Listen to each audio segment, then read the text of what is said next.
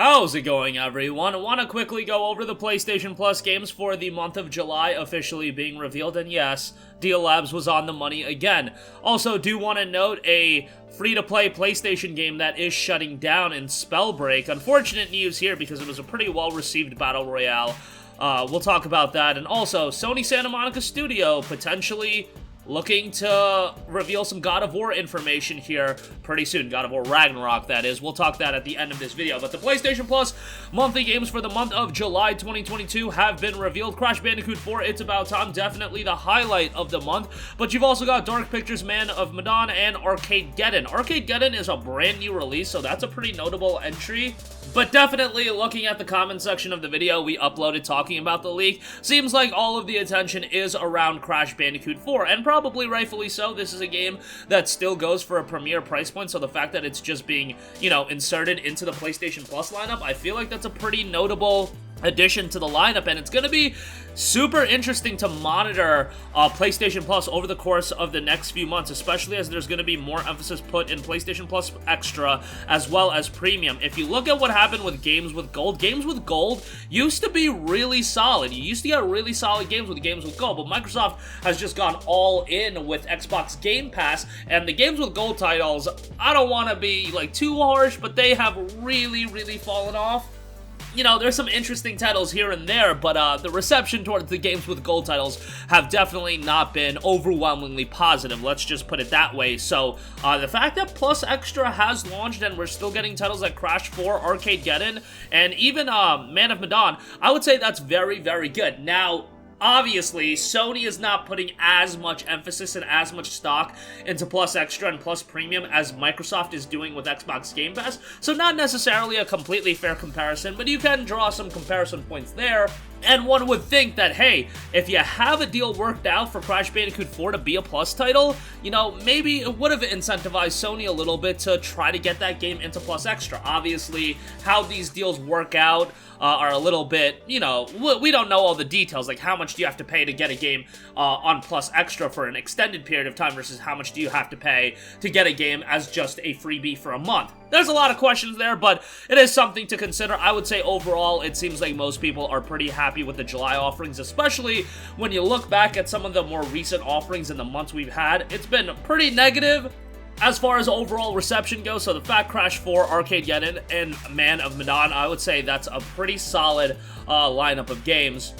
And also, quite a bit of variety. You have Crash Bandicoot 4, that's this adventure platformer. You have Man of Medan, that's a narrative-driven game. On Arcadegeddon, a game that, is definitely more centered around a multiplayer, which is fantastic because a game being a Plus title as a multiplayer game, it's gonna assure that it's gonna have a decent player base, at least right out the gate. Is that going to be sustainable? Well, time will tell on that, but overall, happy with July's offerings. Alright, speaking of multiplayer games, unfortunately, one multiplayer game's service is going to be coming to an end in early 2023, and that is Spellbreak.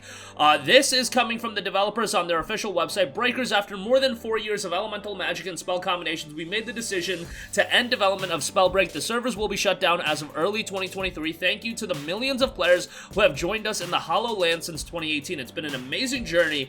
Our vision was to create a fresh multiplayer action spellcasting game with an exceptional movement and class customization that will give players the chance to unleash their inner battle mage. We are grateful to everyone in the game's community for exploring the magical worlds and experiences we created together. Spellbreak was an ambitious project that saw our team push new boundaries in design and development, and we are excited to continue to innovate as we create new titles in the future. To all Spellbreak fans around the world, thank you for your support and dedication that made the game and community so special. That's coming from the Spellbreak development team, and that development team has been acquired by Blizzard. They will be coming into the team that works on World of Warcraft, so that is why this is coming to an end, and support will be ending in early 2023. So if you want to jump in and play, you can do it for the time being.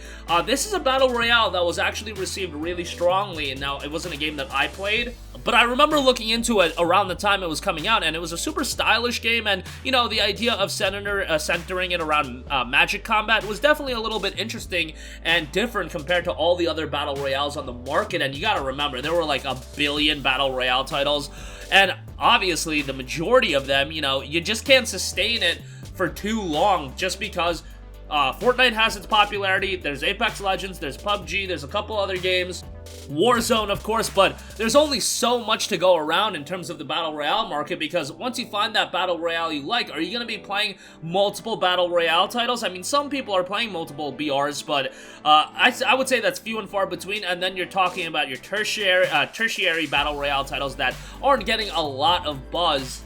Even if the people that are playing it are enjoying the game, you need a sizable player base to keep those games going for the long term. So that's always going to be an unfortunate reality that comes with, you know, free-to-play games in general and multiplayer-driven games in general. That's just going to be a risk that you have to take. And unfortunately, Spellbreak, again, will be shut down in early 2023. Good thing that everybody is still going to be employed. They're just going right into Blizzard, and they'll be working on World of Warcraft. Think whatever you want about World of Warcraft. The fact that jobs are going to be retained, that's a good thing in my book. Alright, lastly, Sony Santa Monica Studio gearing up for God of War Ragnarok announcement. This is coming from Tom Henderson over on Twitter. Santa Monica, Sony right now preparing to announce something to give God of War fans some life. Obviously, there have been a lot of rumors in regards to God of War.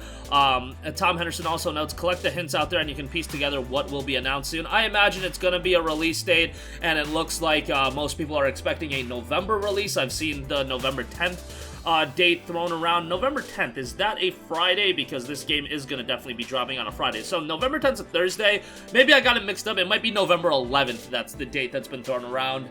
And just to say it, 11/11/22 is kind of an interesting release date. 11 plus 11 equals 22. Nothing's going to be as cool as 11/11/11 that was for the Elder Scrolls V Skyrim, but I think 11/11/22 is pretty darn cool as well. It doesn't really matter when it's released. As long as it releases this year, I think people would be very upset if it got delayed into 23. I don't think it is. They've reiterated it several times that it's going to be a 2022 game. Even with Last of Us Part 1, I mean, it's Last of Us Part 1 is a remake at the end of the day, and, you know, it's not like a sizable new release in my opinion, and I know some people are going to be like, oh my god, no, it's Last of Us 1.